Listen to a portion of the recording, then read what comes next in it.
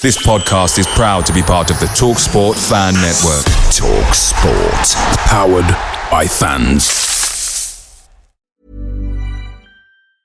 Hey, Ryan Reynolds here for Mint Mobile. You know, one of the perks about having 4 kids that you know about is actually getting a direct line to the big man up north. Mm-hmm. And this year, he wants you to know the best gift that you can give someone is the gift of Mint Mobile's unlimited wireless for $15 a month. Now, you don't even need to wrap it. Give it a try at mintmobile.com/switch. Upfront payment of $45 for 3-month plan equivalent to $15 per month required. New customer offer for first 3 months only. Speed slow after 35 gigabytes if network's busy. Taxes and fees extra. See mintmobile.com. You know you've reached peak couple energy when your undies match. MeUndies Match Me has you both covered, literally, in super soft ultra-modal undies, socks, PJs, and loungewear. Festive prints? Check. Cozy vibes? Double check. And right now, it's deal season. Get up to 50% off site-wide for Black Friday and Cyber Monday. Take your couple game to the next level with MeUndies Match Me. To get deals up to 50% off, go to MeUndies.com/ACAST. Enter promo code ACAST. That's MeUndies.com/ACAST. Code ACAST.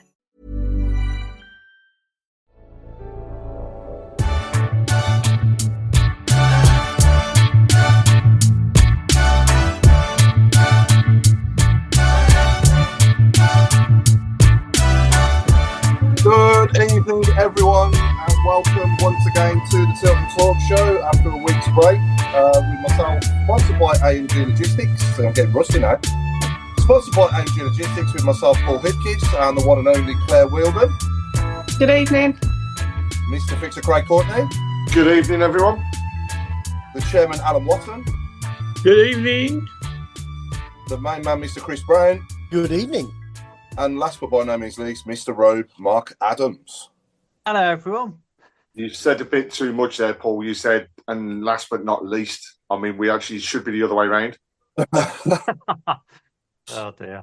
I think it's only right for us to start the show with some sad news that broke over the weekend. Obviously, I know it's not Blues, but it's obviously in our league, etc. And the Charlton game, unfortunately, was postponed against Portsmouth on Saturday.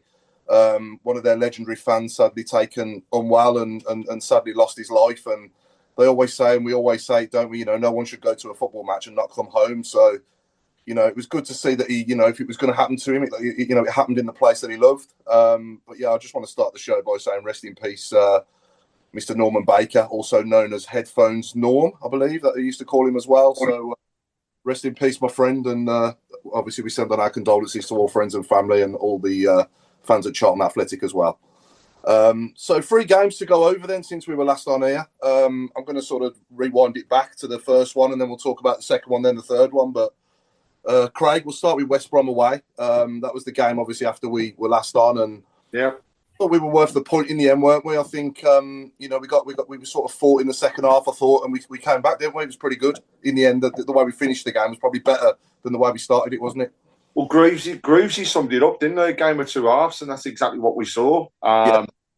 Absolutely pummeled in that first half, and then second half, somebody flicked a magic switch, and it was the opposite way round. And we got equaliser with another fantastic goal from Dutch, and I think we'll come on to it no doubt, but he is definitely proving to be a difference in the team. But that's that never say die attitude was also there, and it was as though we were going to turn a point when it came to bloody away games. Yeah. But no. No, the other thing that I was really pleased with was seeing the fact that we could make a couple of changes and still looked pretty strong as the game went on. Especially the fitness for me is really showing. And when we get into that last quarter of a game, it's we're beginning to stand out and be able to get on top of players. And actually, we had opportunities to win the game. Yeah. But I'd have taken a draw any day of the week going into that game, to be honest. It was a toughie where they didn't want to leak goals. Yeah. We're not playing and still aren't playing particularly well. So they just wanted to keep it as close as possible. And in fact, got on top of us, made us look mediocre in that first half. And I think they just let us come at them a little bit. And that perhaps plays into our favour, as it's done with a few of the other games as well. Yeah, no, definitely. And then obviously moving on to Watford at home. Claire, last Monday night, a week ago tonight, obviously hence why he wasn't on the show. That was a good performance, wasn't it, really? First half especially, and the 2 goals were just wow. Yeah, I think just reflecting on what Craig said, I think the thing with the Baggies is we keep letting a goal in early. Happened at the weekend. I thought the first half we looked a bit dishevelled. We didn't look like we played together, but that seems to be our away performances at the moment. Yeah. And then I think I think at home we've got the mentality correct. I think we've got the style correct at home. I mean, the goals were superb. I mean, we've been asking, I put my hand on my heart. I'm someone with Damari Gray every game. I'm like, come on, but he seems to score, so I'm going to keep that going. And I do think that the goal's great. I do think at home we can make the pitch wider. I do think Watford actually came into the game second half. I don't know whether we took the foot off the gas. Yeah. But it's like chalk and cheese, home and away. Home form will get us into playoffs easily. Away form will make us top 10. So I think with the West Brom game, I would have taken a point anyway. I mean, the scenes after we scored were just phenomenal. And to be fair, the atmosphere was great. And then at home, I don't ever worry when we play at home. I don't ever go and think, this is a tough game. I go, right, we can win this. And then we then have the away form, which obviously, Saturday was just, it's just mind-blowing.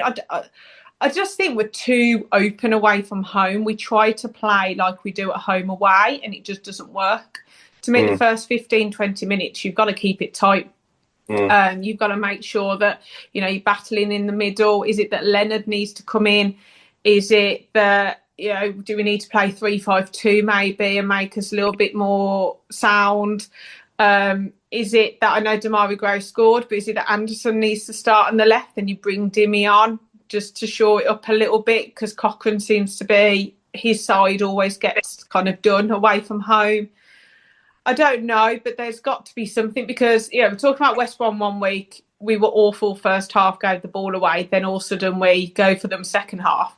Watford were like, wow, look at us, we're amazing. And then we play Southampton. Yes, they came down from the Premier League, but I don't think we were over, they didn't absolutely batter us again. No. But, their goals, Beadle trying to say, it's little things. Beadle kept us in it, but then also made 2 mistakes that meant we weren't in it. And it's so frustrating when you go away from home and then you're like, oh, I love a draw because we normally lose, but that's blues in a week, isn't it, really? Yeah. Born, won and lost. So I think it's just finding that happy medium, isn't it? I mean, we're not going to win. We are going to drop points at home. We're not going to win every game at home. It'd be lovely to think that we will, but there will be times when we do drop points at home as well. And if we can't improve the away form, then like you say, we're probably going to finish about 8th, 9th or 10th, something like that, like where we are at the moment. I take that, though. I take that. But to be honest, that's acceptable for our first season back, isn't it? And it's a damn sight higher than we finished for a long time in this league. But, I just think that with that squad and that team of players that we have, we've got a really good 11. And then when you see the subs coming on, they're not quite as strong as the players that are coming off, are they, at the moment? But let's get to January. Let's try and stay at least in touch with the playoffs and see if we can improve the squad even more. And then, kick on for the latter of the season and try and put on a charge. But, Robe, do you agree with that? Do you think that, when we're making subs, the players coming on aren't quite as good as what's going off? Yeah, I completely agree with that. I mean, like I say, I'm looking forward to the transfer window in January because if we are in the pack, it could be quite an exciting window, we bring in. I think Pake's a level above Leonard, but I was surprised when he got a start against the Albion. I don't think he had a particularly good game. But he put that right against Watford, didn't he? Yeah. I just don't like saying we mentioned the form away. It's like, we like Inter Milan at home and like into the bin away. But yeah, it's just like, I don't get, is it a mental thing? Is it a trade? You've been thinking that one up for 2 weeks, haven't you? I was just thinking that, yeah. You can tell that I reckon he's got it written down. I'm going to say this at some point. So anyway, yeah, I mean, the Watford one was satisfying because that was just like a real typical Championship game. We really ground that out, and that was really satisfying. Yeah. A couple of years ago, there's no way we'd have pulled off a result like that 2 years last time in the Championship. No. But no, I mean, like Saturday, I think Southampton probably the best team we've faced. Having said that, you know, They were better than Coventry. You think they were better than Coventry, Southampton? I know we were Saturday. We made them look better. Yeah, we made them look good. Yeah. Who, Coventry? Both of them. Both. Well, yeah, pretty similar sort of standard. I mean, you know, it pains me to say, but I think Coventry are probably going to go up. But, you know, I feel a bit sick saying that, to be honest. Yeah.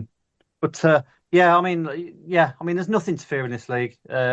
With more than match level, you can see Davis is developing as much as the team is, to be honest. As he's learning, the players are learning. It's like a learning process for everyone, including us fans as well.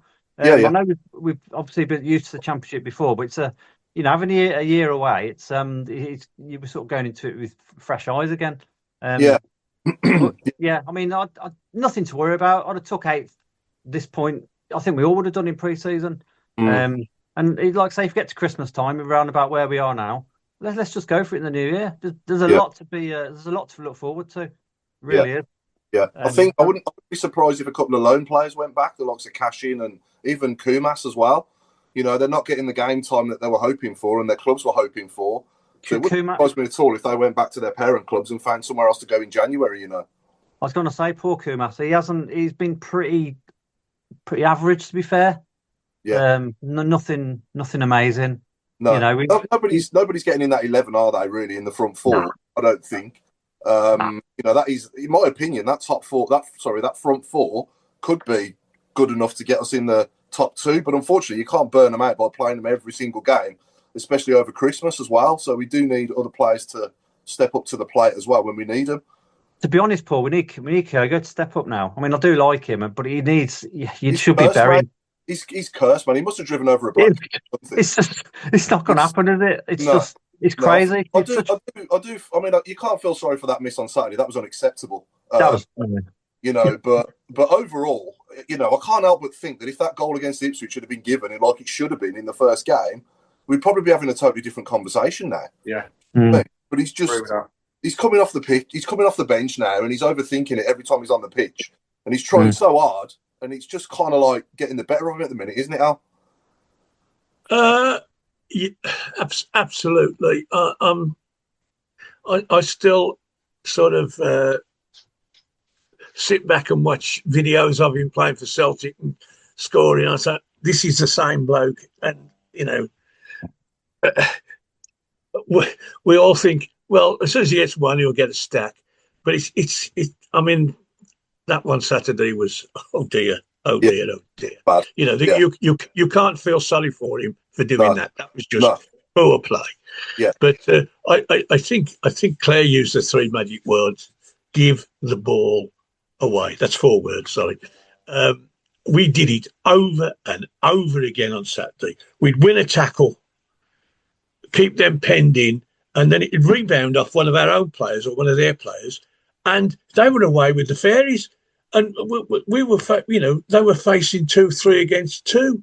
Now they didn't score from any of those. We managed to rescue the situation, but instead of keeping the pressure on, we just let the cork out the bottle every so often and let them have a run up the pitch. Now, and you're right about the goal.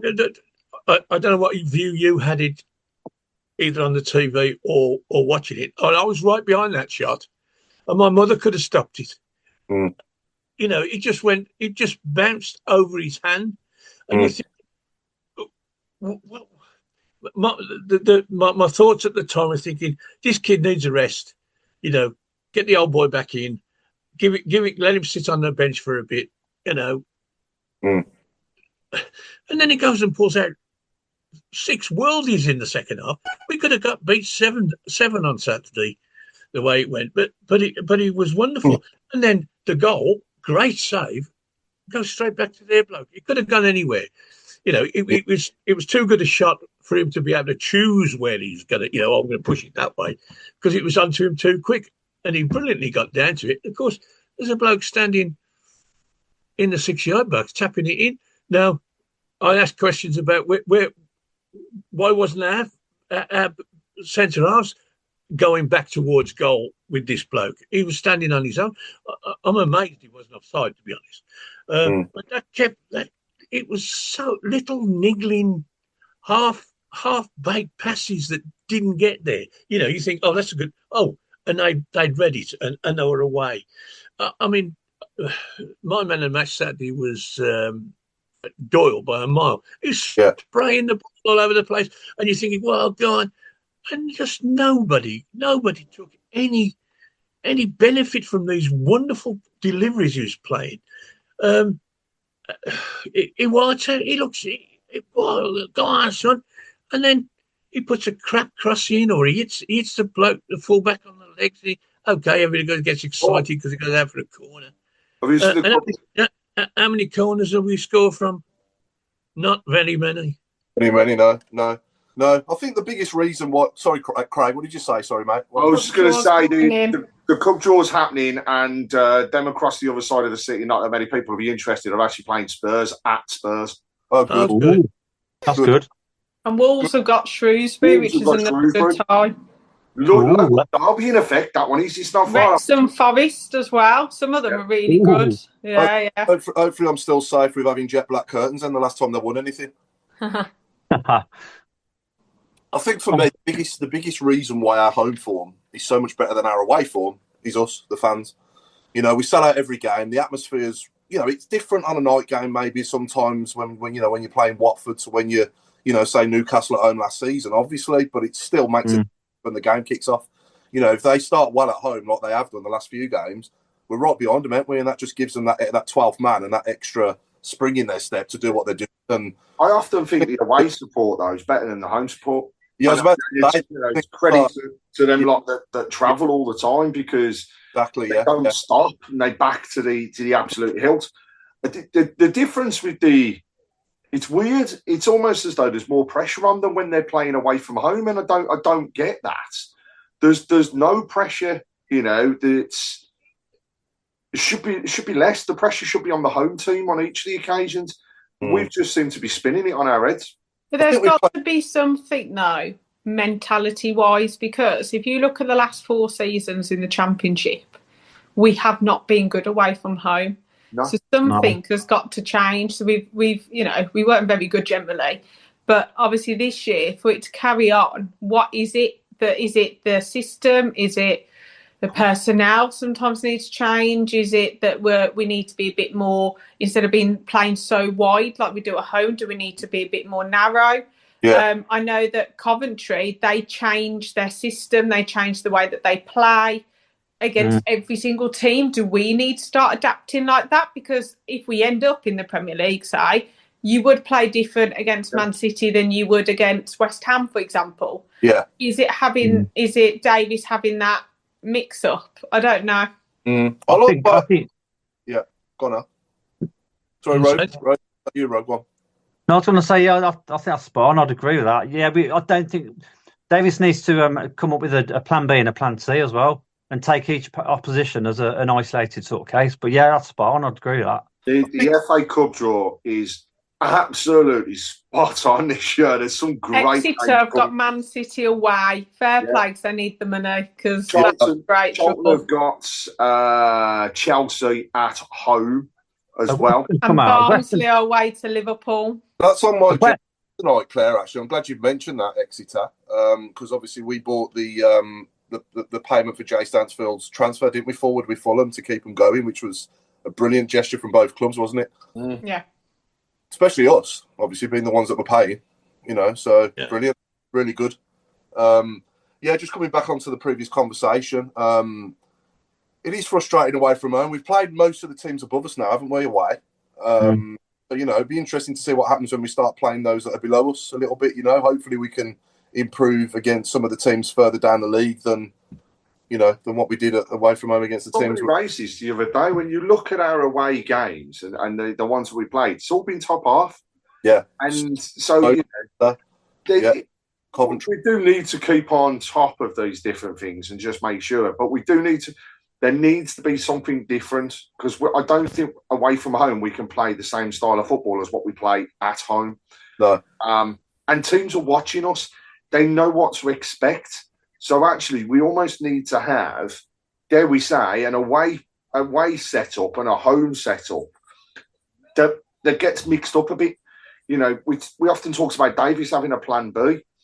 Actually, the plan B that he now needs is, how do we play away from home?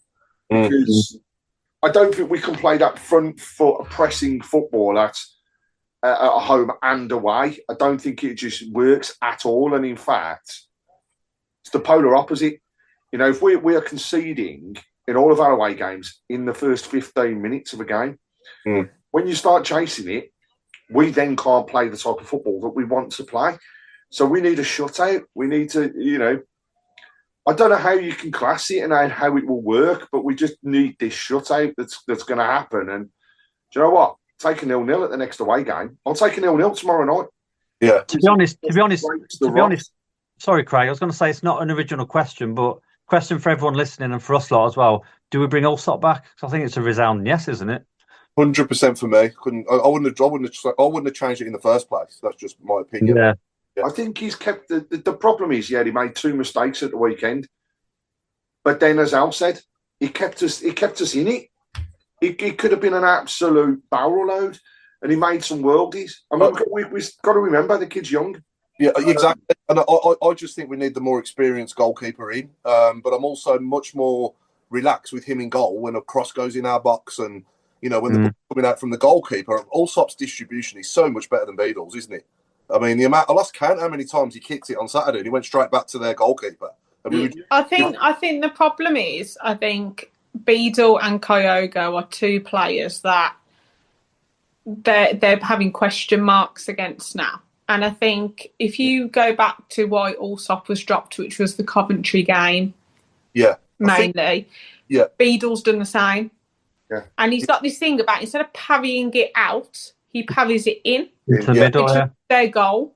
Yeah. I mean, I can believe it when that goal went in, but fair play to Armstrong. He had a shot and the goalkeeper makes a mistake. And I think that, you know, it's about making a decision, because you can't keep swapping goalkeepers all the way through.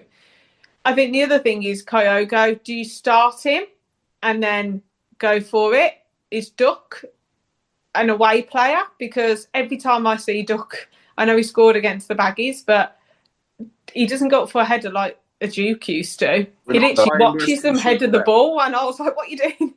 So is it that we have to, you know, is it Dykes plays and starts and then but I don't know. He's got so many questions, because that's what I mean is, are some players better suited at home and some better suited away? I don't know, but I would put Allsop back in personally tomorrow night. Yeah, I think Beadle has potential. Don't get me wrong. Got Cambridge United away. Have we? Okay. Yeah. Cambridge United away. Michael Morrison still playing for them, or is he finished now? I can't remember if he's retired now, to be honest, or if he's still going there. That's not far either. All I can say is, yippee. Well, I'd fancy us to win, which is all I want. Mind you, it's away. It's away, yeah. Yeah. It could have been worse, couldn't it? Yeah. Have West Ham been pulled out yet? West Ham have been pulled out playing Grimsby at Grimsby. Let's hope they can. Great ties. I don't know how they're going to decide who's on TV. I was going to say there's some absolute belters. Really, really good ties. I think I can confidently say I don't think Cambridge v Blues will be on BBC One. That won't be the main feature, will it? And they'll have to give us a few tickets as well. Yeah. Well, that's a reasonable tie in it for us to get through, I hope. So could have been worse. Want to get through to the next round, because, like I said, years gone by where clubs have been at Wembley before you know it. Even though the semi-final should never be at Wembley in a million years, you know they are, aren't they? So you're at Wembley if you get to the semi-final. If you can get some coin draws all the way, then there's no reason why you can't. Yeah. Well, so Gary Monk will be looking forward to it, won't he? Just under 8,000. Long gone, Gary Monk. He's not Cambridge's manager anymore. No, I'm just saying he'd like to watch it though, wouldn't he? Because you know. Oh, I thought you meant like what you thought he was there. Does Gary Gardner's still on their books? No, he's left. He's released. Yeah, Gary Coventry. I've seen that. Stoke versus Coventry at Stoke. I've seen next to me a few times, Gary Gardner in the hospitality in the padded seats at the Blues. Like he's there with his family and stuff, so it's good to see him back watching the lads. Like, you know.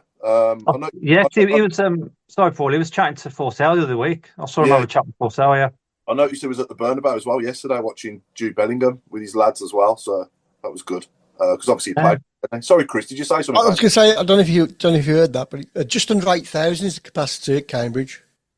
Okay. I can't remember how many stuck last time. It was only that long ago. You aren't getting more than 2,000. No, about I think we took 1,000 is a lot, a big percentage. Don't you get 25? Is it 20 or 25%? 15. 15 in the club. I thought it was 15 league. That's the minimum. Oh, 10 league, isn't it? 10 league. Yeah. And but it's not. I mean, they could give you all the tickets if they wanted to, but 15 is a minimum. It's discretion, isn't it? Yeah. Who did the Albion get? Another team. No, because I'm saying not for the fourth round. We're due to play Albion on the 14th, but if we both go through, it's FA Cup day, so that'll be rearranged. While we're on the subject of draws, anyway, I'm going to talk briefly about the World Cup draw and say that it's probably one of the worst things I've seen on TV for some time. It's fast. It was awful. Absolutely horrendous. You mean I want to blow smoke up a certain person's backside for 2 and a bit hours? Television. That's what you really want to say. No politics, please.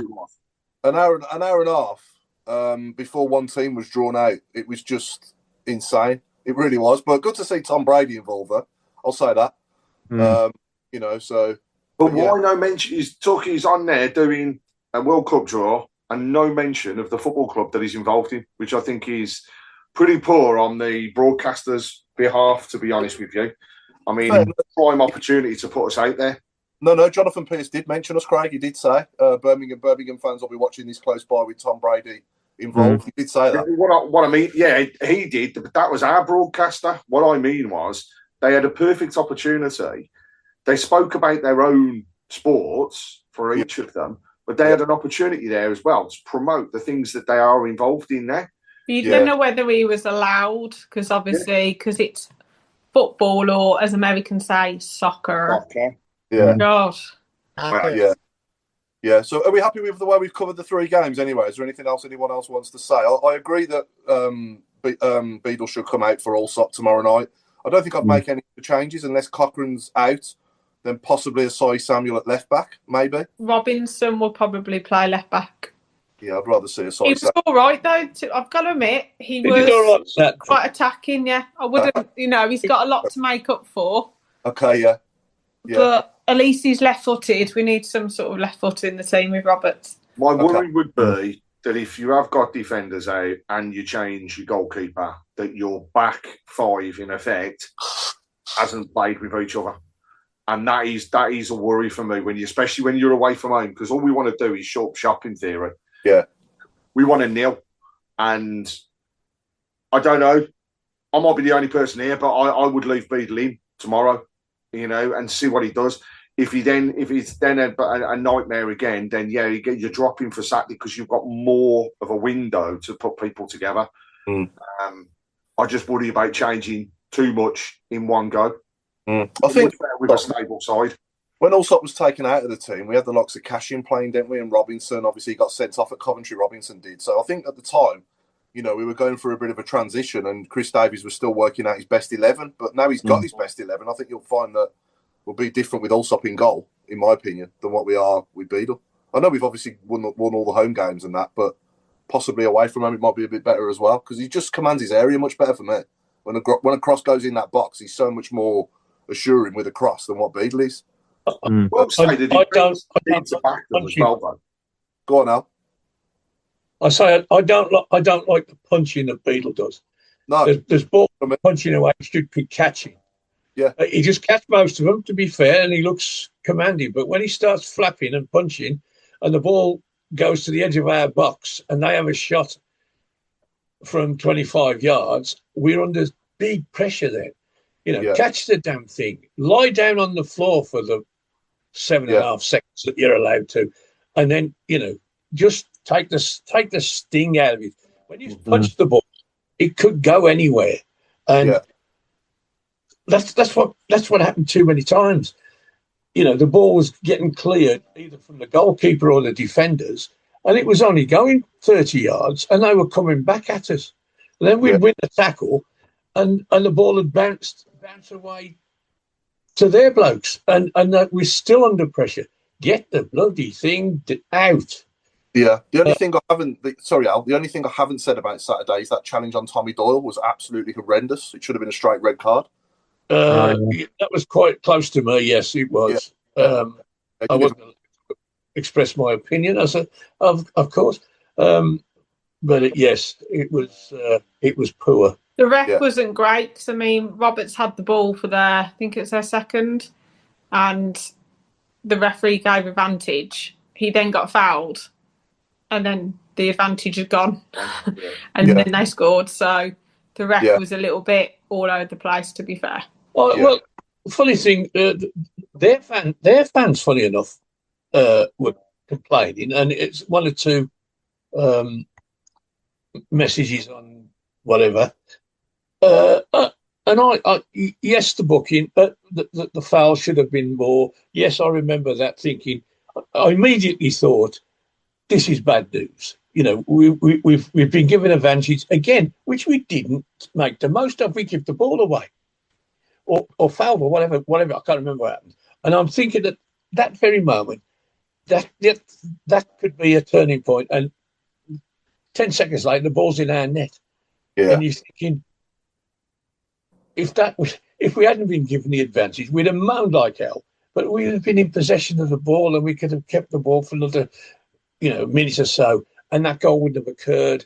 And the whole game to me seemed that sort of little mistakes, little fluky passages where they finished up with the ball when they shouldn't have done, which kept us under pressure that we didn't really need to. We could have kept the ball as okay. We wouldn't have made any progress. But if we've got the ball, they can't break on us, can they? They're just chasing the ball round. And okay, we don't get a chance from that. But we've spent 5 minutes with the ball. That's 5 minutes they ain't had a shot at goal, and they must have had 20. Having said that, of course, if you look at the other thing that's annoying, you look at the stats after the game. We had 5 times as many shots as them. We had 60% of the possession. We had more corners. We had more flurries into their box, etc., etc., etc. And we lost 3-1. I know. 3-1. Just about putting the ball in the back of the net, innit? And keep at your own net. And unfortunately, it sounds very basic, but it's true, and that's not what we did well on Saturday, and that's why we lost the game. But yeah, it's. I just want to also, just while we're on the subject of the games as well, I think goal of the season sorted, isn't it? Damari Gray's goal against Watford. I mean, that'll take some beating, won't it? Yeah, Southampton, I thought was better. It was better. Did you really? Yeah. Oh, did you? Because there was no deflection. There was no deflection on the one on Saturday. He beat the goalkeeper full stop. There was no deflection against Watford either, though, was there? He just curled it straight. No. He went off a bloke's shoulder. Okay. What I loved about the goal against Watford was just all the rain coming off the net. Like just it was like a sonic boom, wasn't it, of rain? We talked a lot about the refs being poor on Saturday, but the ref on Monday I thought was absolutely spot on. Best one we've had. That's the first game where I've seen the 10-second rule be put into action. However, blatantly obvious that nobody knew what the bloody hell to do at the point of the ref giving the corner. It's just a bit frustrating, but weigh up the pros and cons, don't you? We've had a good ref on Monday. We've had a poor one again this time around. We all know there's inconsistency, but to go back on one of the points there, we play to the whistle. So, don't think we're just going to get a free kick, because we've already seen in this league, somebody can go and take somebody out and it will just be wave play on. The next person will come along, tap them with their finger, and then all of a sudden they're rolling round as though they've been shot. And we're seeing games stopped and yellow cards. So it's about playing to the whistle, and perhaps, you know, we've got to stop being ourselves a little bit too passive. We let people have a go. We don't really see, and I still haven't seen that player that's giving that little bit extra back when something happens to us. You know, you've just nobbled one of my players. I'm having you next time. We don't see that anymore, and we need to. You know, when you take that foul the weekend and how horrible it was, what did we see any of our players afterwards going back after having a go themselves? No. Do you know what the thing was though, Craig? I think the thing on Saturday, the massive difference is Stano and Clara were on the cusp of suspension, which totally changed Stano's game, because to me he was not in the game. He wasn't in the game at all. He didn't put himself about. He didn't because he's someone who would have gone. Yeah, I think Clara would have, but obviously now that's now done. So hopefully tomorrow we'll actually see Stano come out and be able to play, because I think that they were both held back. Yeah, but maybe with going back onto Gray's 2 goals, maybe I'm looking at Watford's in a bit more shiny lights because we won the game. Do you know what I mean? In game score when we lose, it's got a different feeling. Even though it was a worldie, don't get me wrong, I just have a different feeling for the goal when we've won the game. Takes the edge off, doesn't it? Yeah. But yeah, probably right though. When you look back at both of them, probably got Gray's goal against Southampton was the better of the two. But yeah, I probably said Watford because we won the game. But anyway, and it should have changed the game.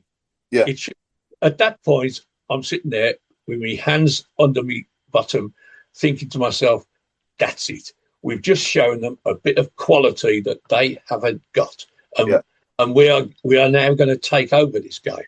Well, within 5 minutes, we conceded another silly goal.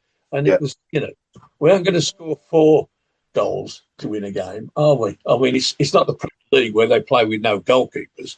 Like they did. God, what a shocker. We're going to have a rush next time around.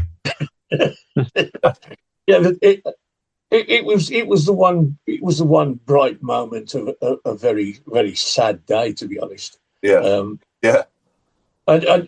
We haven't mentioned him yet, but I will mention him. What on earth was happened to Ducks on Saturday? He went back to day one, you know, totally anonymous. Didn't take part in the game. Whereas the previous 3-4 games, he'd been sensational. And he did nothing, absolutely nothing. And for all his bad luck and bad form, the team looks far more coherent and attacking and exciting when Keogh goes on, because he runs his nuts off. The other Dutch does not do that. He does what he has to do, and Saturday he just did nothing, to be honest. No, it was a bad day at the office, and hopefully they can make up for that tomorrow night at QPR. We got any good comments or questions coming in, Chris, on the shout boxes? Gray's goal at Southampton was spectacular and better than against Watford, in my opinion, says Michael. Yeah, probably right. Yeah. Like I said, I probably just said it because we won the game. Yeah. Too slow at the back, pace and easy to beat in one-on-one situation, says Tony Saul. Put Mayo in goal, could spread it about. We've had all those, haven't we? We need a player like Armstrong. That lad can score when he likes. We've had too many fines, have we? Yeah, we had one against Hull. We've had a few fines. Clara's been our player of the season, but on Saturday was playing like a player, one booking away from suspension. Says Kevin on YouTube. There's partly on those fronts though that wants the players to get them now, because you don't want them to get it during the festive break. That way, you know, you want your best players around and available across. It's done now, though, Craig. It's the next dynasty. Yeah. So the 19th, which was the 19th game, which was Southampton. So now it's rolled over to 10. Perfect. And I'm just looking, you know, we all seem to be a bit in the doldrums here about what happened on Saturday. But looking at the league, it's ridiculous. right? We're 8th, and we're on 28 points. 6th is on 30, 5th on 31, 4th on 31, then 34, then 36. I know. It's stupidly close. Below us, 19th place is on 21 points. This league is incredibly open, and we're going to see some topsy-turvy games. We're going to see some topsy-turvy results. But at the end of the day, I still think we've got enough to get us over the line. But I'd still take the position we're in now at the end of the season. The window is going to be interesting. Be interesting to hear what people's thoughts are. So if we have a window and we know we've got money to spend, what players and what positions would you want to swap around? Left back. Definitely another left back. Need another left back, need another winger, need a striker. Yep. Yeah. A left back, for me, it's got to be top of the shopping list, no matter what they are looking at. I think another centre half as well that's not cashing up. Pacey centre half, I think. So, centre half with a bit of pace. Yeah. So, but hopefully Robinson can make up for his disastrous start. Like you say, he played okay when he came on Saturday. So yeah, hopefully he can. If he's going to be involved and he's going to play, then it certainly can't get any worse for him, can it, than he did in his first 4 appearances. Robinson's playing for a contract at Sheffield United.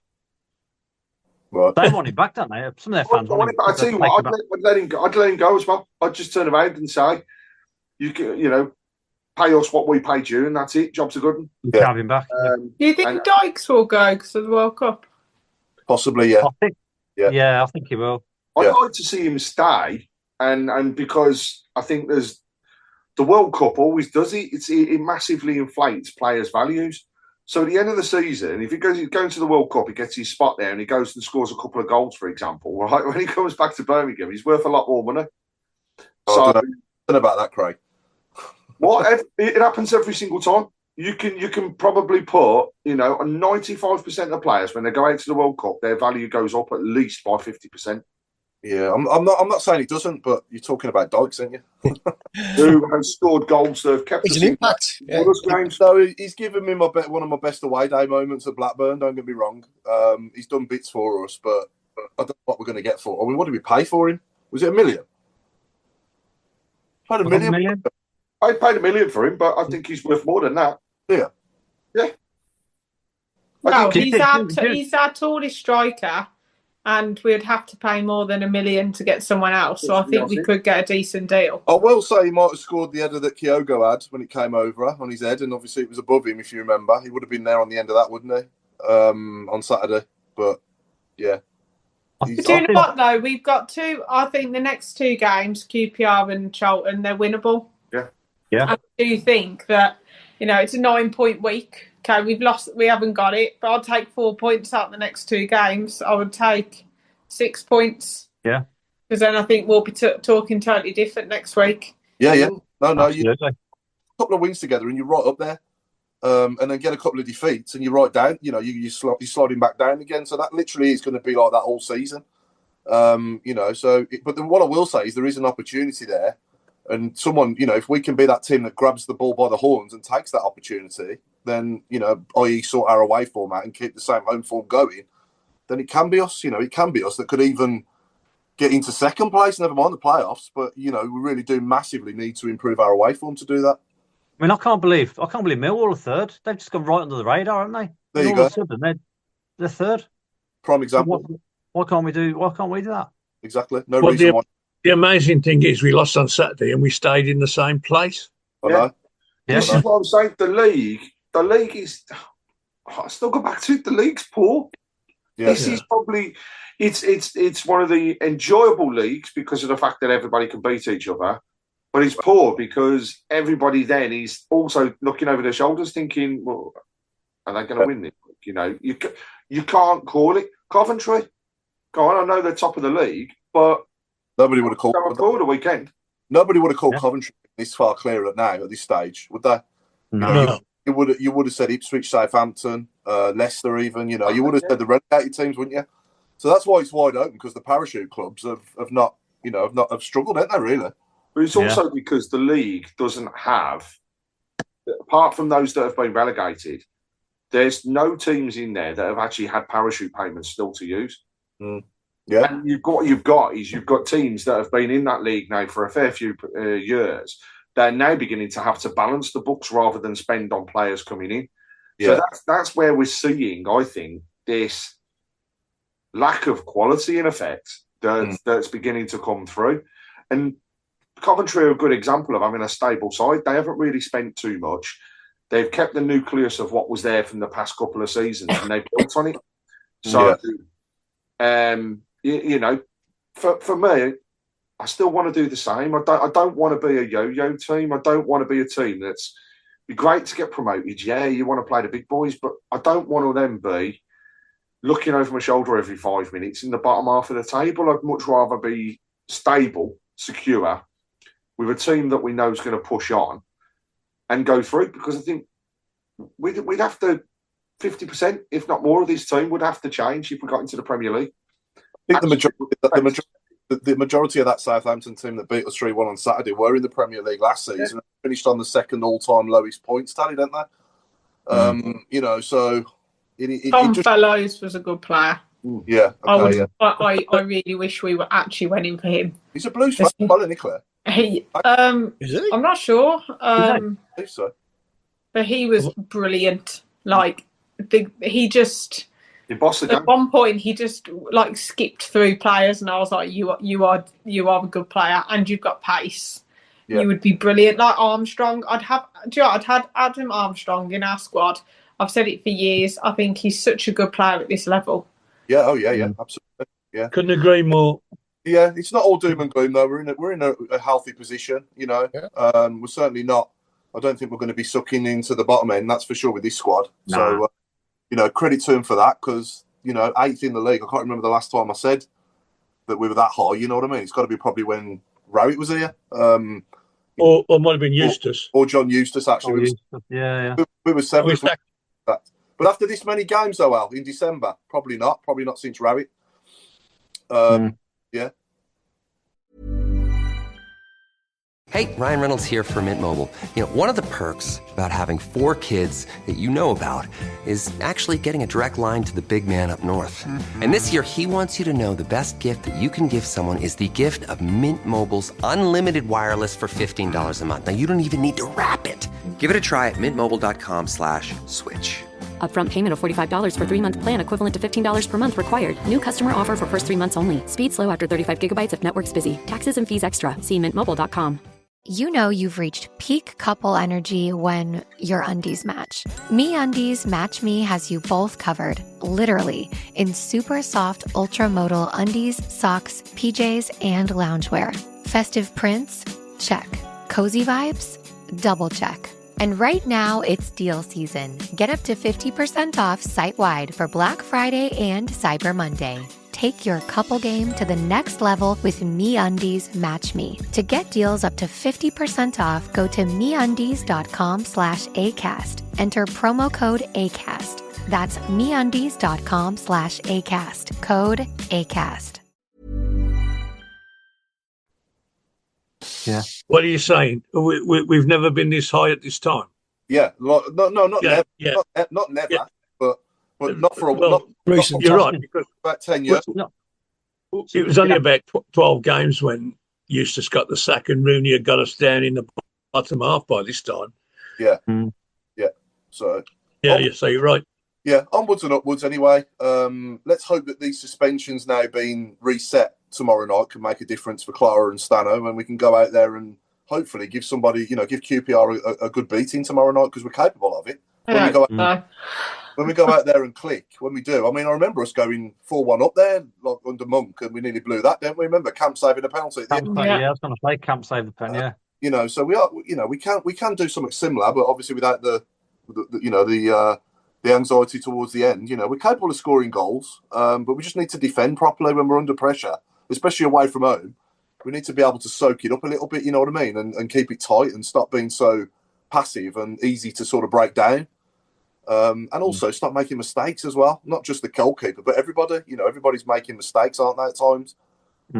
So, yeah, get that all sorted out and we've got a good chance. But anyway, moving on. Any more good comments, Chris, or questions? I said good evening to everyone watching. Good evening to everyone watching. There's a couple of good ones, a couple of funny ones as well. Top 6 definite. We will crack away for. Everybody seems very, very positive, actually. And somebody's saying, would we take a punt on Salah? yeah, why not? Yeah, I'd take a punt. I'd probably give it, absolute odds on that he'll never come to blows. So there's my punt on it. Rumours in Scotland from a friend that Rangers are interested in Dykes. There we go. Okay, yeah. Wouldn't surprise me. No, fair enough. No. I mean, I like him. Don't get me wrong. I don't dislike him, but I just think he's better. Yeah. He's a better as an impact. He's better coming off the bench, isn't he? He's an impact player. Yeah. He should have been introduced a bit sooner on Saturday, I thought. Yeah, we needed height. Yeah.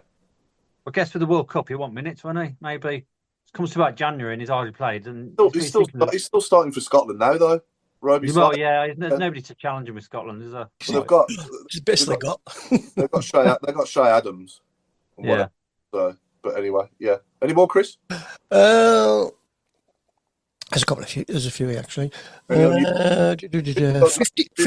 Yeah, it is an interesting one. 50 points at home, 20 points away, and we will finish 6th. Yeah, it's doable. Yeah. Chris, what's that package behind you?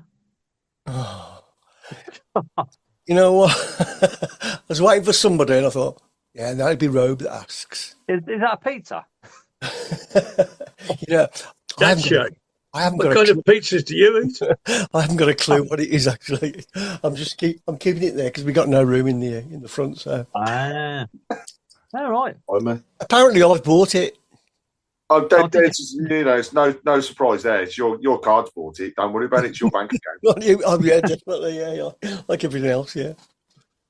Yeah. Okay. So we've covered the games, haven't we? All three of them. Are we all happy to move on? Yeah. Actually, we'll have a competition later. What's in the box? Yeah.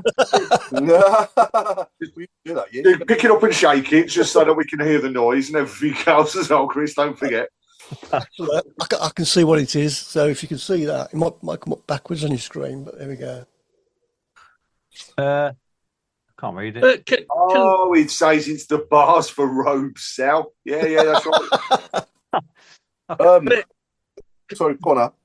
Claire, can you answer this question? The girl that managed Palace yesterday, she was Rangers manager last year. Potter, yeah. Was she not assistant to Darren? Yeah. I'm sure. Never mentioned. The commentator kept saying, "Oh, he's come from Rangers," and then he mentioned that she'd played for Birmingham, and I was thinking, well, it wasn't a short-term thing, was it? She was assistant manager for a long time before she buggered off to Scotland. But anyway, she already got a mention by the commentator. You give us a segue there, Al. Might as well talk about the women's game now. Then after that, I just did. It's great. It was rubbish. Great. I've got to admit, I love them. They entertain me. They're great. But that was sheer garbage from beginning to end. And I've never said that before. I've never seen it before. The women always put up a decent show, whatever, win, lose or draw. But that was dire. I think the problem is that if you look at the team that we started with, I don't think it was Amy's best team at all. I think we changed our style of play for some reason. We, instead of doing our passing and everything, we were launching the ball up. Don't get it. The goals weren't great that they scored, really. I know that, one of them was a free kick. Goalkeeper could have done better. Have we not got a 6-foot goalkeeper sitting on the bench? Yeah, the other one got lobbed. I just think it was just a bad day at the office. Pardon? It just wasn't great. I don't think it was a good day at the office, but I think you've got to start your best players in every game. I think that was the problem. And when we did bring on our better players, we created more. And G should have scored. Literally just hit the target, probably would have gone in. And we just don't know. We just weren't ourselves yesterday. And fair play to Palace because they actually came at us and gave us a game and they capitalised on how bad we were. So, but the problem is, I think, well, thankfully, Charlton drew. But Bristol City, they had a wonder game yesterday. So they're on our coattails as well. And the thing is that it's promotion or, things might change drastically next year. So I don't think it was great. No, one to forget and, move on to the next one, I suppose. An opportunity the weekend, though. We're playing it's a local derby in effect the weekend in the FA Cup. So it's an opportunity to bounce back. And what I will say is, from speaking to Amy in the past, when she is not happy around a performance, those players are certainly going to know about it. And if it was down to me, I'd be saying to them players, right, do you know what? You're going to get your backsides back out on the field on Sunday, and you're going to go and show people what you can do and build a bit more confidence around what's going on. I mean, we probably will see changes to the team. Your goalkeeper, I think we will definitely see the goalkeeper in for Sunday. I'd be very surprised if it's Lucy that's there. But that's because we see that in most cup games, and there has been those changes over. But for the rest of them, don't sit back and mull around what happened. Get your asses into gear, get on the field 2:00 on Sunday, and go and show what you can actually do. In theory, we should go through. There shouldn't be a reason for not going through. But also, those players have got to turn out. They've got to show it. And then, we've got another big game the following week against Charlton. So these are the big ones now. These are the things where it's the do or die. It's the opportunities. We've got to go out. We've got to have these games, and we've got to do well. And I want to see as many people as possible as well down there. I know that we've got 2 games on the weekends before Christmas. But the prices aren't expensive. Let's get as many of you down there supporting Amy and the team as much as we possibly can. Wouldn't it be great to have 2 teams fighting for promotion at the end of the season? And from a ladies' perspective, there's no reason we shouldn't be. But we do need to see a bounce back. And we start on Sunday, in the FA Cup. That's where things have to start to change around. I don't think there's any reason why the men can't fight for promotion either, to be honest. No, that's what I'm saying. The 2 teams can be up there. There's no reason why we can't do it. No. We should be. No. And just go for it. There's no reason not to. Yeah. Watch out for the details. There's some real big games coming. And the festive break's really going to show things for what they are. Yeah. I wanted to touch upon an event that was at St Andrews last Thursday as well, around the new stadium, I noticed. Was anyone there? Yeah. Claire, do you want to tell us a bit about that? It wasn't what I thought it was going to be. It was just about the sports quarter, so not actually the stadium. It's about the sports quarter. Okay. It was just all the information really about what they want to do for the community and the environment and things like that. So it was good to have a look and see what else they're going to do for the city. Really, it's more based on the housing and what's going to be there and things like that, and the added extras. So it was good. It wasn't what I thought it was going to be. It was a lot of reading. It was a lot of reading. But I thought that it was nice that they're trying to get our points of view as well. We had to fill out a questionnaire and what we thought. Yeah. So it's not like the stadium as such. It was the sports quarter, but it was nice to be able to give feedback. Yeah, and was there any sort of artist impressions of what the rest of the sports court is going to look like as opposed to just the stadium? It showed what might be a problem. So the rail line and things like that would cause them a problem, and how they're going to try and sort it. They showed the size of it, which actually you kind of don't realise the size of it. Yeah. And they kind of showed all the community hubs and things like that they want to put in, and the parks and things like that. So I think that they're taking a lot from other places. We had our friend was there as well, and it's kind of like we all said it's similar to Wembley, and how Wembley kind of is around, where you've got housing and you've got all the other things as well, the train lines and everything. So I think they're taking from Wembley some ideas and other places, but It was informative. There was a lot of if we can do this and we could do this, and they've obviously spoken to the local community anyway. So I just think that hopefully the community can get involved and keep it to a really good condition and everyone can enjoy it. But it's trying to make sure that everybody's involved in the process, which is really good.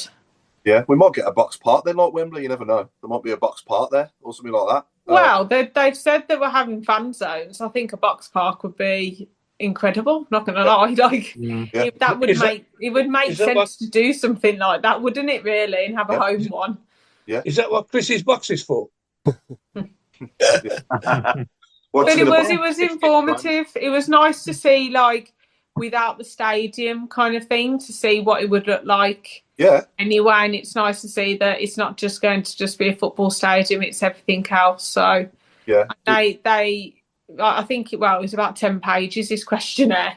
So we managed to fill it out and then we left. So it was informative. It was good to go to. Just a lot of reading. Yeah.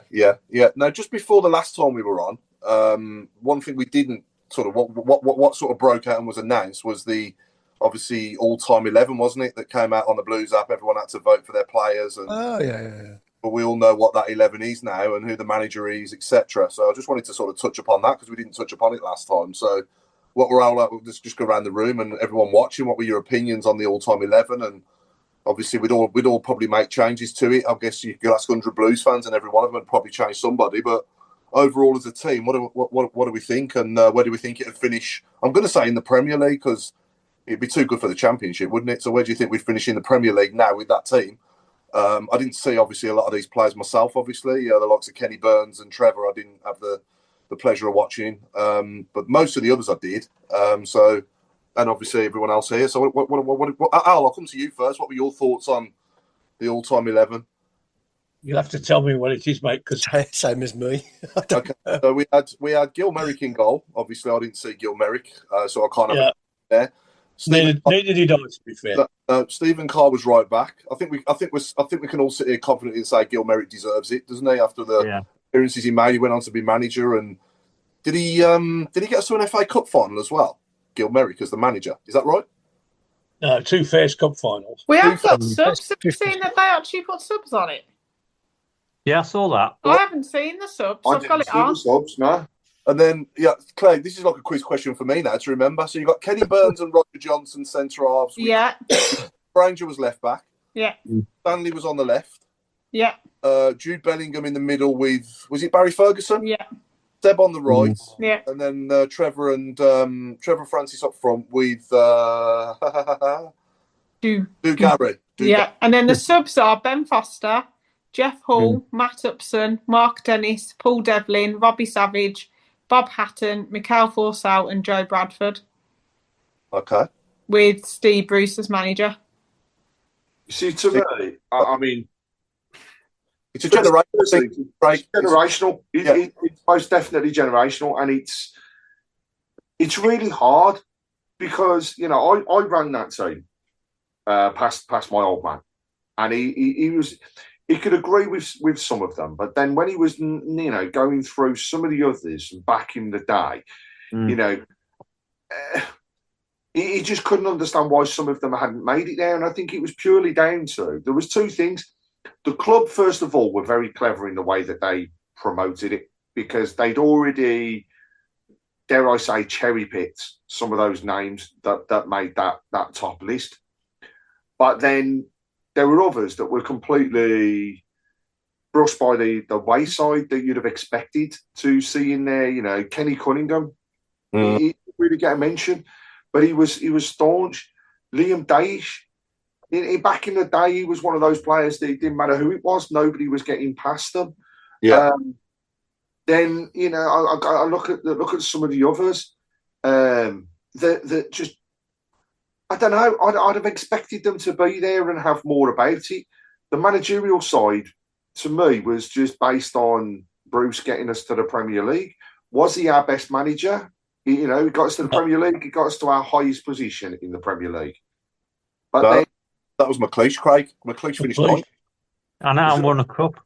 Yeah. And so McLeish for me would have been my manager and was my vote in terms of who it should be. Yeah, me too. He just went to the other side, so I couldn't vote for him. Bruce. The thing. Just couldn't. Brucey did it as well, but I know he didn't do it directly. But I didn't vote for him either. See, I'd have gone Steve Cockrell. You didn't vote for Rooney either.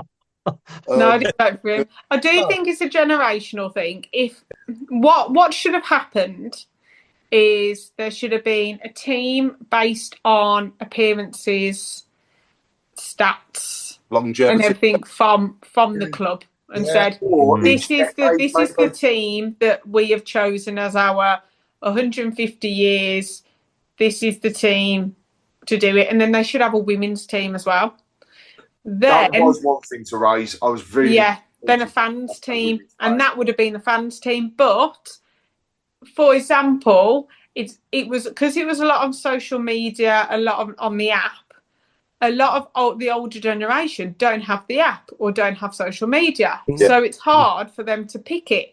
So it's a shame that it wasn't done in September to then be released. And then what should have happened is if you wanted to take part but couldn't, it's a shame that there was like a paper version that people could tick and stuff like that. Because if you are in your 80s, you might not be able to vote on the app. Yeah. I think that would be my thing. I think in my lifetime, I think the likes of Brian Hughes, Michael Johnson, Darren Purse, all these players that can feel a bit hard done by that they didn't even make. You say Jono wasn't even on the bench, Claire? No. He can feel a bit hard done by with that, I'll be honest. So the all-time leading goal scorer at Birmingham City was also on the bench. Yeah. Yeah, that's what I mean. I think it should be a statistics and then a fans, but it should be fans from generation, like give every fan from every generation a go. Yeah. I'd have liked to have seen a team from the 50s, 60s, 70s, 80s, 90s into the noughties and then up to where we are now. Yeah. That to me would have been a perfect way to celebrate all of the players at the club, because at the moment there were just a few shouted out, and I just think it was good. It's nice to see it, but nobody's going to do anything with that. I mean, if they were going to do anything with it, why were those players? Hey, Ryan Reynolds here. Wishing you a very happy half-off holiday, because right now Mint Mobile is offering you the gift of 50% off unlimited. To be clear, that's half price, not half the service. Like, Mint is still premium unlimited wireless for a great price. So that means a half day. Yeah? Give it a try at mintmobile.com/switch. Upfront payment of $45 for 3-month plan, equivalent to $15 per month required. New customer offer for first 3 months only. Speed slow after 35 gigabytes if network's busy. Taxes and fees extra. See mintmobile.com. A managerial side of things, if they could make it, not at St Andrews, to go through it. The force was there. He got bugged by Robe. We haven't heard about him since. So we just want to put a message out there, actually. We are concerned about Mikel Forsell and the fact that he's not been seen on social media since Robe spoke to him. Yeah. But no, I mean, back in all seriousness, there's some phenomenal players that aren't on there. Phil Summerhill, for example, leading goal scorer at the club, was only beaten by Trevor Francis. Trevor Francis took his record before he was, came into the team, and yet no mention whatsoever. But his name was never put out there. No, Brian Hughes not in it. Wow, Brian Hughes not there.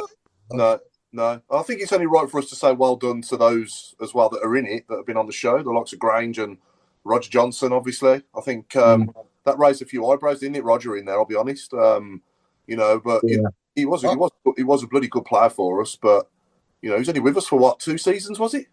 It's because he won the cup. That's what it is. Yeah, and I think his performance in that final was immense as well, because he sort of played on with an injury as well, didn't he, for a bit?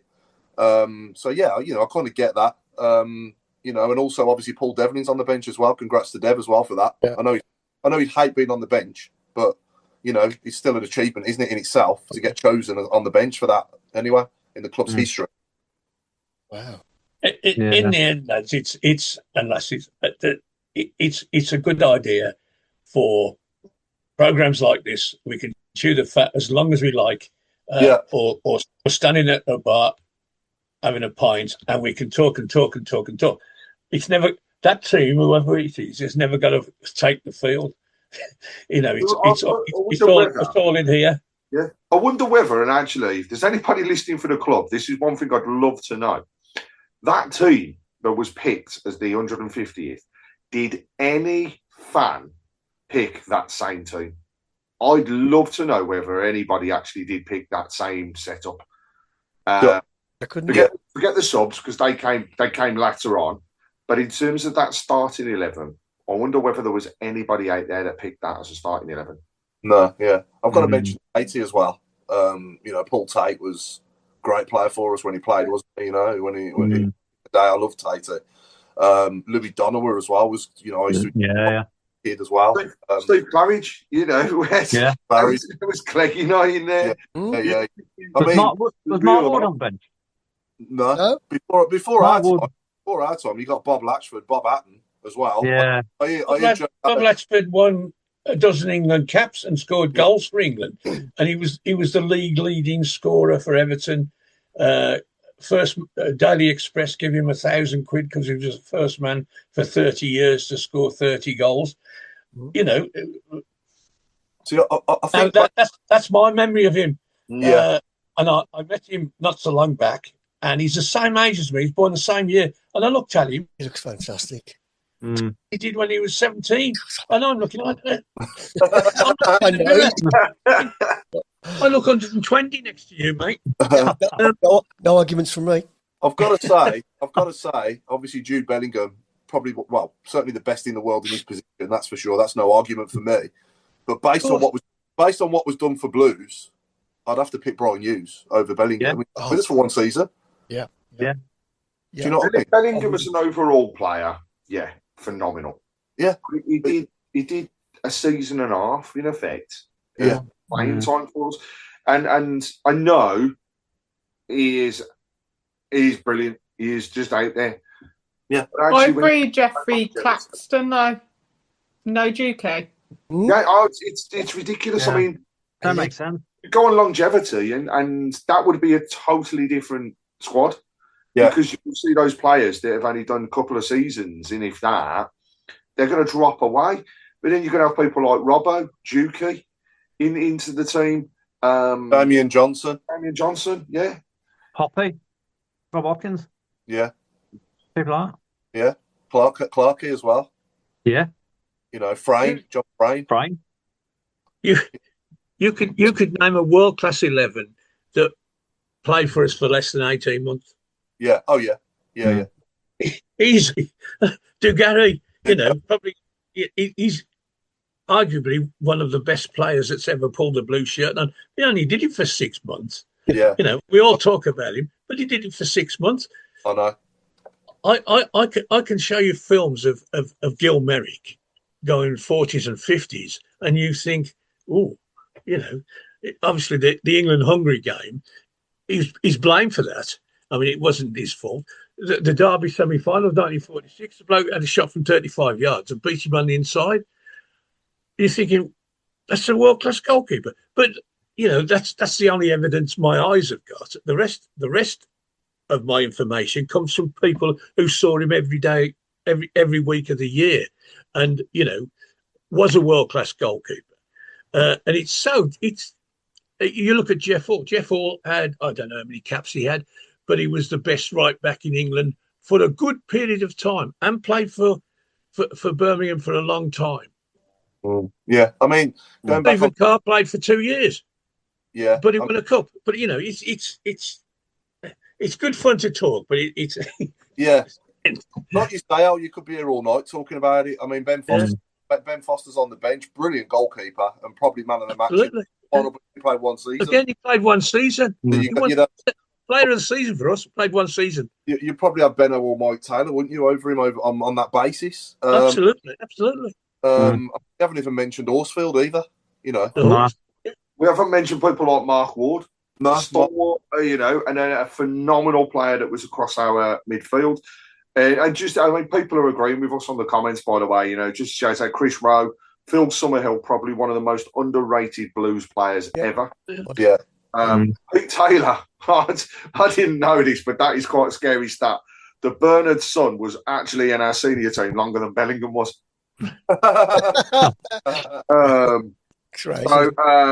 Dave Twine. We needed a team of Tebblies. Yeah. And no Ollie Burke. Ollie Burke. Unbelievable. Yeah, you could pick a worst 11, couldn't you? As well over the last 150 years. Imagine that. Right. Check and Doy. Check and Doy being midfield player, 100%. Breckshay. Yeah. Rock Madsen. Lecco. Names. Right. Jason Hughes has just put this on the board, right? And this is actually quite scary. Limpar, York, Cole, Butt, Anderton, Bruce, Hart, Cotty, Sutton, Savage, Ablett. All players that have turned out for our club, but it's about, and it's but all of them class players, but it's what they did for our club. And it's, when you read those names out, that's actually quite scary to think that those players have represented Blues. I think Gary Ablett. Forgot about it as well. It was class. Ablett was Gary Ablett was a Rolls Royce. He was brilliant. Yeah. Him and Bruce. Him and Bruce. About Sutton, though. Yeah, no. Chris Sutton was a waste of space. You know, and the likes of, and still is. Yeah. But no, I wouldn't want to mention Gary Ablett in the same sentence as Chris Sutton. Or Steve Bruce. You know, Bruce and Ablett were outstanding, and they sort of like did a lot for the likes of Jono and Percy as well, coming in as younger players and, you know, going on to do what they did as well. I thought, you know, they sort of like mentored them well, didn't they? Pete Taylor has said, "Thanks a lot, Chris." He'd erased Ollie Burke out of his memory until now. Well, he's got to be on the right in the all-time worst 11 as well. He's got to be. Yeah. One final name that's been put out there: Dave Twine, Tarantino. Oh dear, yeah. I mean, Martin O'Connor as well deserves a shout because he served us well. Yeah, so many, aren't there? Yeah, there's loads and loads. You could probably pick five teams, couldn't you? But yeah, you could pick combination. Good example there. Skip and what the ball-headed bloke who was midfield with him, Steve Marston. No. Steve Marston. As a pair, Martin, yeah. As a pair, they were outstanding. Yeah. I used to call them the Ratters, and they never went past the halfway line most of the time. But I think many midfield players got the better of them, and they stamped their authority, and it was just a great combination. Now, individually, both good players, but that combination. And I can go back to the 60s when we had Jimmy Bloomfield at inside right and Mike Halliwell on the outside right, and they were deadly. Bloomfield used to put these passes through behind the fullback, and Mike Halliwell was off like smoke. Yeah, and it's a great combination. Individually, they were good players, but the combination, Ken Leake and Bertie Hall, you know, you can go on, and I'm sure we could pick combinations out. I mean, we've got several combinations in our team now. You know, we had Iwata and Paik. Now we've got Doyle and Iwata and Paik, and we had Dookie and Stansfield for a time. We need to replace that, don't we? We've tried the German, and he doesn't quite fit the bill yet. But the two centre halves, you know, Kenny Burns, Kenny Cunningham, whatever. There's so many facets to who is a good player. You know, it's inexhaustible what you can be talking about. Inexhaustible. We scored 14 goals in the last 4 home games, haven't we? And I think Dux's played a big part in that at home. He's been. Yeah, it was great. It was great, and we've been waiting for that from him. Yeah, and everybody's, and then we get I mean, he wasn't great against. I mean, he got a good goal. He wasn't great against Albion, but he was all right. Yeah, and you know, one off. Hopefully, one off. He'll come back on tomorrow night and score. Yeah. It's an interesting conversation, anyway, isn't it? When you look at that team, and like you say, we could be here all night talking about it, but you know. It is what it is, and well done to everyone that got in there. You know, and I know Roger Johnson himself was very proud to be in there. So, you know, obviously a friend of the show, and Martin Granger as well, and Paul Devlin especially. Well done. You know, those are the 3 in there that have been on the show. So, That's great. I'll just say before we go on to the next thing, right? We mentioned there about the games that are coming up for the ladies. Or Sunday, there's just no excuse here. £3 for an adult and £1 for a kid. Wow. So please, get down to St Andrews and support the ladies for that one. And the next home game, it's £8 for an adult and £4 for a kid. So come on. I know we're coming up to before Christmas, but it'd be great to support that. And actually, I just thought we have got to shout out one other thing. It's Blue Nose Day this coming weekend. So, all our listeners, when you're out there, if you've got your blue noses on the day, make sure that you're taking some pictures so that we can get it all publicised. But let's not forget what it's all out there for. What a fantastic scheme this year the club are doing. So it's obviously raising for the foundation, but to purchase that van, which will then be used to distribute food across the whole of the West Midlands and areas that's close to St Andrews as a form of a food bank as well.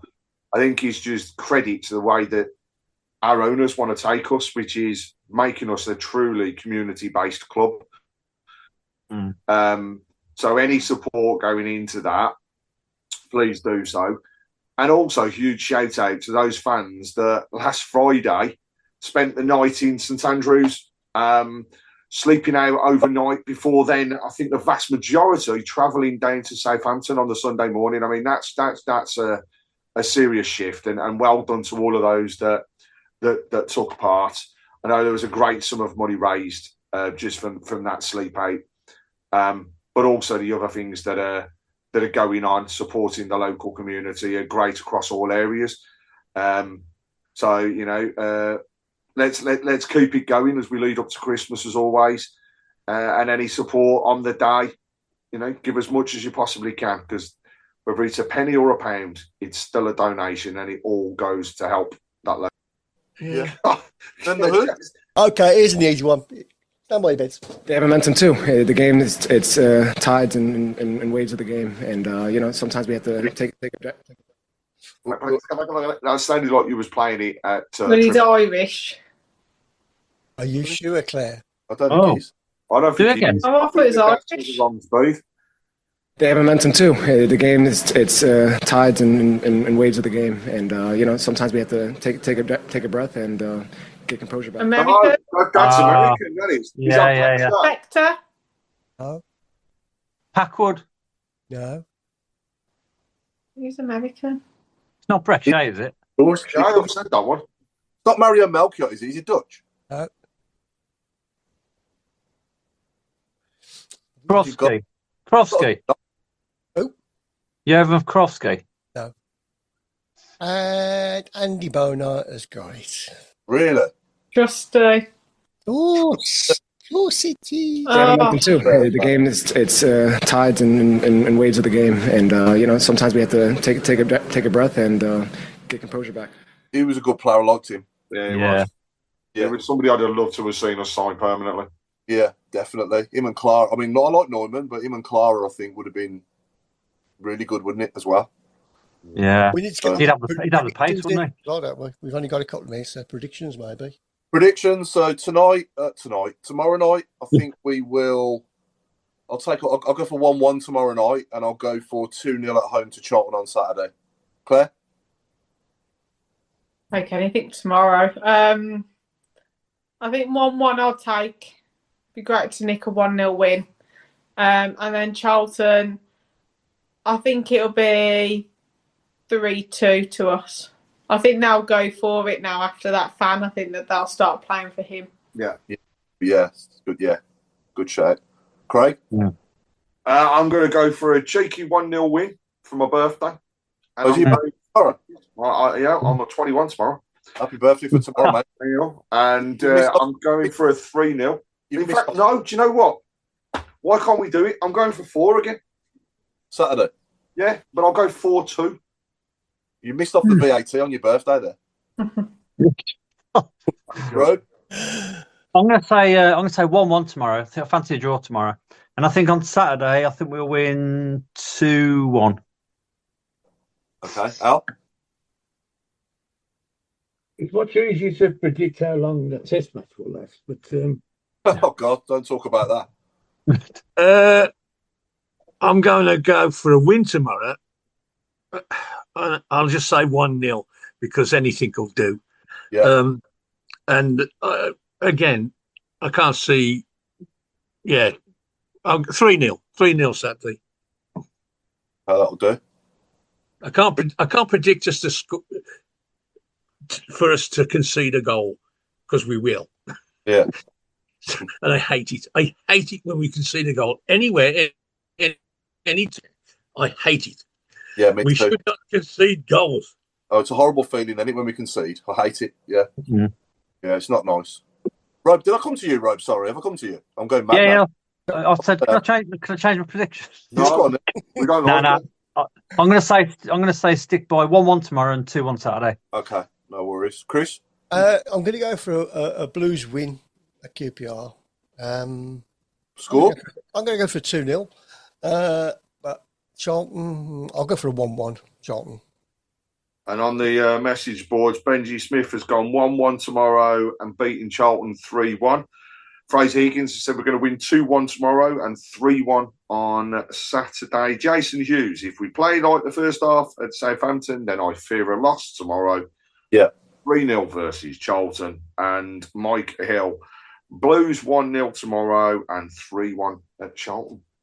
It's hard to vote, isn't it? With your, you have to vote. You normally end up voting with your heart, but it's hard to sit here and say we're going to lose. But we do need to improve our away form massively, otherwise we will again. You know what I mean? We have got to. Like Hugh says, if we don't improve from Saturday, we will lose again, probably. So yeah, we need to stop this rot away from home. That's a wrap. Okay, so we've been the Tilton Talk Show. Thank you everyone for watching. Good to be back after a week off last week. Good night, sponsored by AMG Logistics with myself, Paul Hipkiss, and it's good night from Mark Adams. Oh, cheers, Paul. Good. It's a good night from me. And Chris, what was in that box? Oh, of course, yeah. I've had messages what's in the box as well. Yeah, it was in fact a 40-litre recycling bin. Black. Why? Because I know people are really sick about that. It's good night from Claire Wielden. Good night from me. Safe travels to all of us tomorrow. Yes, I am going 2.5-hour trip. Can't wait. And it's good night from birthday boy tomorrow, Craig Courtney. And it's a good night from me. Come on, Blues. Let's turn this around tomorrow night. And I'll hand over to the one and only chairman of the board, Mr. Alan Watton. Thank you very much. I'd just like to share with everybody, that I went for a test today on a very dodgy-looking lump on my arm, and I've been given the all clear, absolutely no problem. So, thanks for that. Good news, Al. I can enjoy the match tomorrow. And in the meantime, it's a good night from the mighty Chris Browne. I thought he was going to send over to another lump. Cheers, Al. Good night, everybody. Have a good one. Keep right on. Turn on a bit. Good night. Good night, all. Good night. You haven't stopped smiling. You're winning. Will we put Robe in the recycling? I was wondering all night what happens in that box. We should have a box a week now. What's in that box? Look what I've got. Yeah, we should. Hey, it needs to come back out. We need to do it. Remember that? Bring it back. What's in the thing? I remember going back a few years, Jeff Horsfield and Martin O'Connor trying to get what was in there for ages and ages. Remember? Yeah.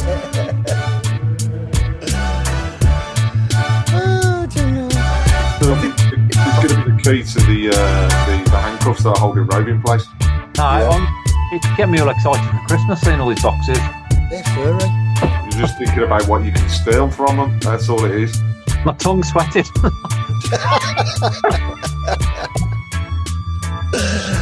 Oh, dear.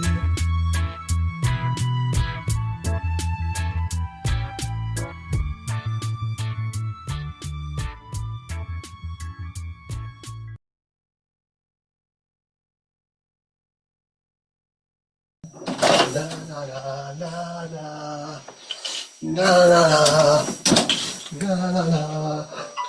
We are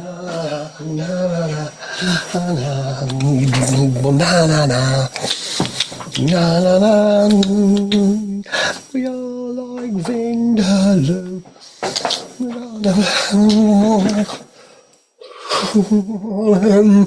You.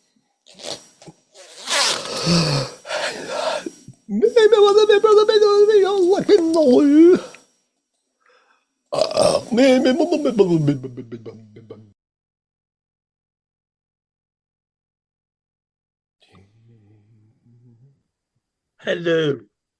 Good evening. Good evening. I just got low when I answered your link. I got all sorts of crap come up before I got through. All right.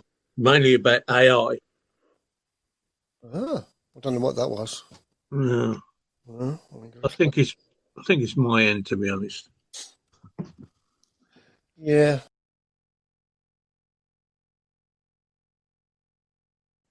Mm. And then the ladies annoyed me yesterday because it was so bad. Mate, they didn't turn up, did they? I mean, I don't know whether Amy Merrick, because you play your best team, don't you? What was the score? Yeah. 3-0. They were awful. They were lucky to get nil. Yeah.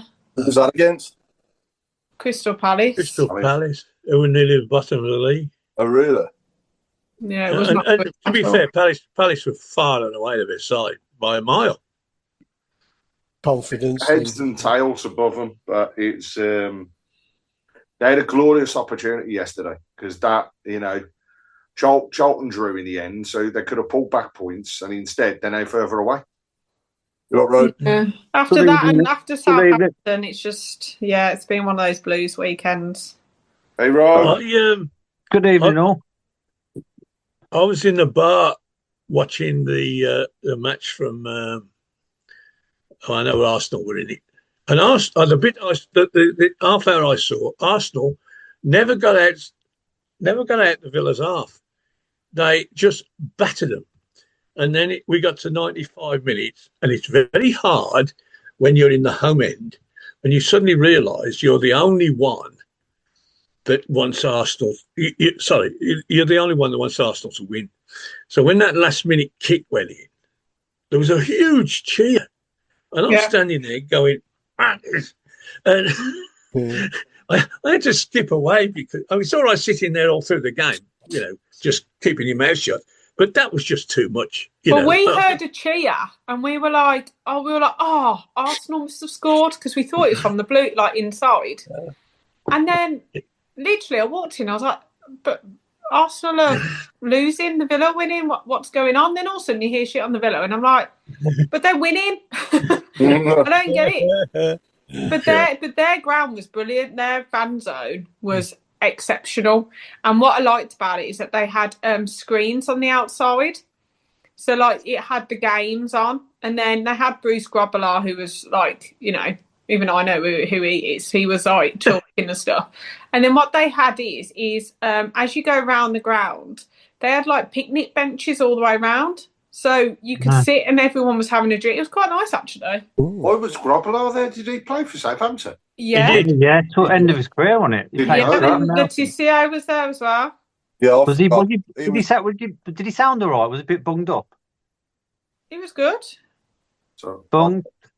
Come on. Hold on a minute. We're waiting for you to come up with your laughter because that was no punchline. That was absolutely pathetic. Right? Sorry, that was terrible. Ignored him. He'd be at least 100 million now. He would. Letitia, he was a phenomenal player.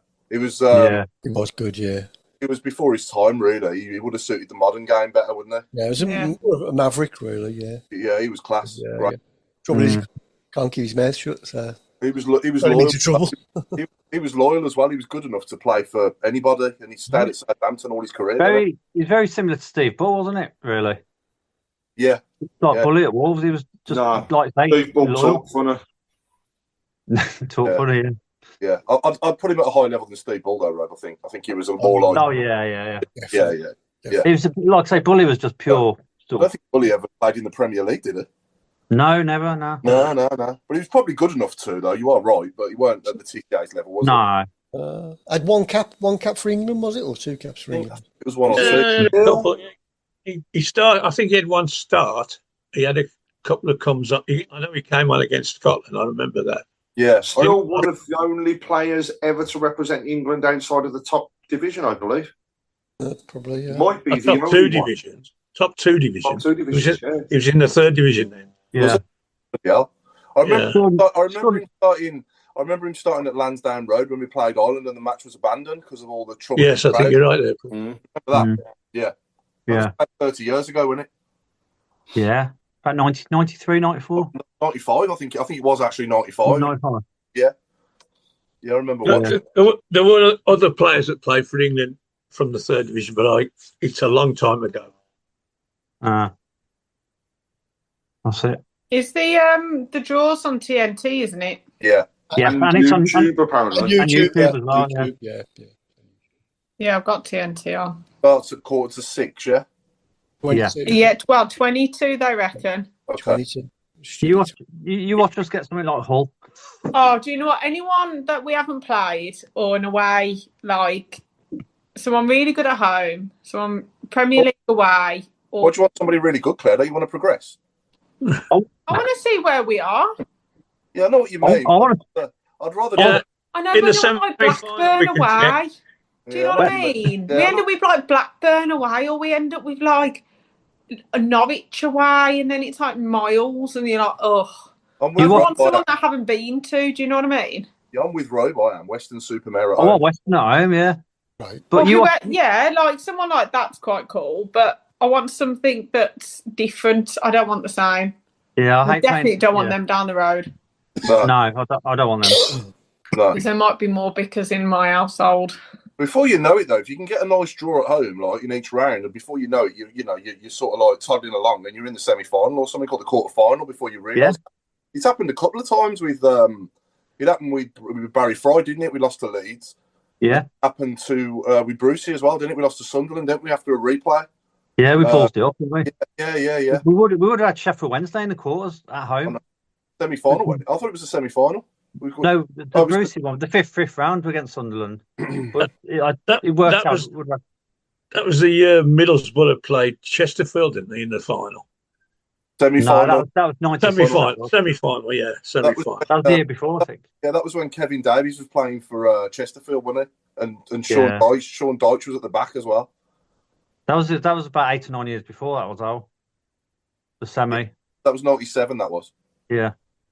Yeah, I remember that. But no, I mean, it was a year we should have won it. We lost to Wrexham, didn't we? And Wrexham lost to Chesterfield. He scored, didn't he? Yeah, Brian Hughes, yeah. He scored, yeah. Yeah. But hopefully we get a coin draw anyway at home in the third round. Have you guys got automatic cup scheme or? Yeah, I have. Yeah, it's just easier, isn't it? Yeah. Couldn't be asked. What? Because there's quite a few of them. It depends on whether, if they're midweek games and stuff like that, then I can't guarantee Sam and the girls being there, so I didn't bother. I always go to the games, I just didn't do the Cups game. Right. Yeah. When's the raffle for the club? The prizes? The shirts. Already been done. You didn't win. Who won? Can't remember his name. But it was Paul Lipkiss. I didn't win. What team was it? It was. Hang on, I'll go on to the message. He ain't got a clue, and he's only running it. Because I drew it the weekend before last. This is a good way of getting a bit of extra Christmas money, and just get a photo of a football card and send it to people. Get them to send you loads of money, and then just don't tell them what happened. Yeah, I know. Got to buy you presents somehow. CFC fans group.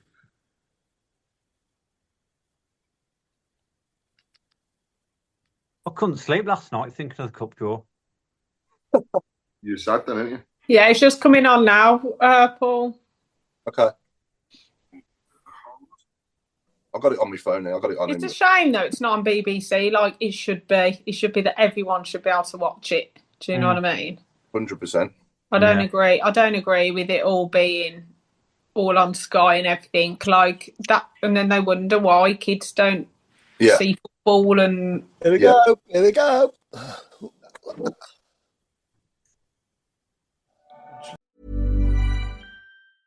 You know you've reached peak couple energy when your undies match. MeUndies Match Me has you both covered, literally, in super soft ultra-modal undies, socks, PJs, and loungewear.